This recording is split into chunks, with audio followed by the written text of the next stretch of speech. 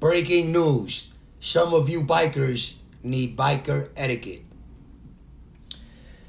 Now, it is all right. I watch the internet. I watch all the motor vloggers. Everybody's into their own thing. Everybody has their category. Everybody has their groove. Fine and dandy. Everybody's teaching people or instructing them on how to do 1,000 miles, butt challenges, camping, roadside, you name it is out there. But nobody is teaching, nobody is touching on the foundations on what makes a biker a biker. I mean, there is steps. I mean, everybody's so advanced, people forget about the beginners in this biker world. So I'm gonna touch on 5 biker etiquettes that all bikers should know. And we're gonna start with number one, which every biker should know just coming in fresh on 2 wheels, is leave no biker behind. Leave no biker behind, whether you're in groups or whether you're a loner riding across the road and you see somebody in distress, another biker with his bike on the side of the road, and there's something that you can do. Even if there's nothing you can do, you should always pull over and provide some type of assistance, because you never know what you can really do to help. I mean, even if you don't know anything about motorcycles, or you don't have tools, or you don't know what the hell's going on, pull over. Maybe he might need a phone. Maybe he might need to contact somebody. Or he might need a lift to the local gas station where he can go get himself some, maybe a tank of gas and ride back, or anything. Never lead a rider, a biker behind. That's etiquette number one. Okay? Number two, never miss out an opportunity to help out pedestrians as well. I mean, you already look scary. You already creep everybody out. Um, when you're coming through with these loud pipes, I mean, people, you'll be surprised how many people are really annoyed by bikers. How many people will not like you just because your motorcycle is too loud. All right? So don't never miss out an opportunity to stop. You might see an old lady in distress that needs to cross the street, or somebody being mugged, or something you can do to help out. You're on a motorcycle. You have an advantage over a lot of things, a lot of people. Okay, so that's number two. Never miss out an opportunity to make yourself useful to pedestrians, not only bikers. Okay. Number three, the third etiquette, are the kids. For those of you who don't realize it, you are a hero. Okay? The kids look up to you. The first thing they do is when they see a motorcycle, mom, dad, they'll yank on them.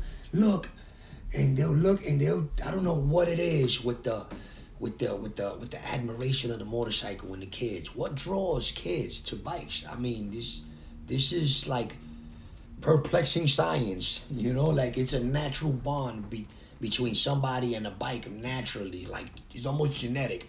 That man was born for motorcycle was made for man.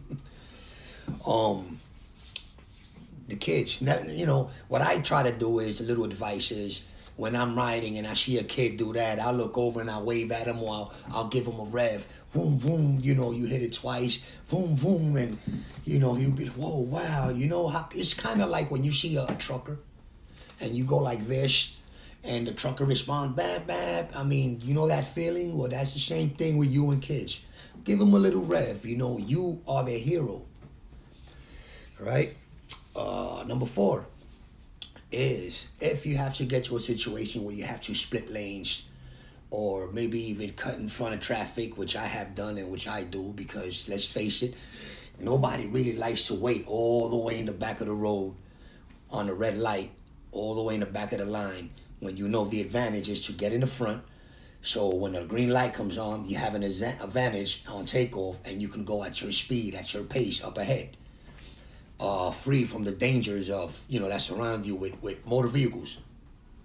So what I do is, when I go to the front, I try to look behind me, and I will wave. Right? I look behind me and I'll wave. If I gotta cut traffic or go in the front, you're gonna piss people off. Like, yo, what this guy's cutting me in front for? That's the first reaction. You wanna turn around and communicate and wave. You'll be surprised how much people be like, wow, that's a cool guy. Wow, that's an even cooler bike. Yeah, I'm gonna give you a story. One time I was on I was in my car and I was on a line to Orchard Beach. That's a local beach we have over in the Bronx. So I was next to go into the parking lot to pay the parking attendant so I can go. So as I was taking off to go in between, the parking attendants so that they can lift up whatever, a biker comes and he cuts right in front of me. Now, I didn't take any heed to that. I didn't feel disrespected or anything, but he cuts right in front of me. He turned around, he goes like this, and I go like this. Don't worry about it. I'm a biker, I'm a rider, I'm not gonna trip. But he goes inside and he goes. So when I pull up to the parking attendant guy and I'm gonna give him money for the parking space, he goes, oh no, he took care of it already. And when I look over, it was the biker guy. And he goes like this, and I was like, whoa, thanks, guy. Yo, thanks a lot, man. So he just went upon his way, and I went upon. But perfect example of biker etiquette. You know what I mean? He was a gentleman. Even though I wasn't tripping, he was a gentleman about it all the way.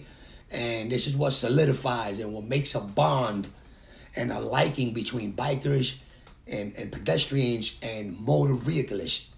Because that's a whole, that's three different things that you're dealing with when you're riding.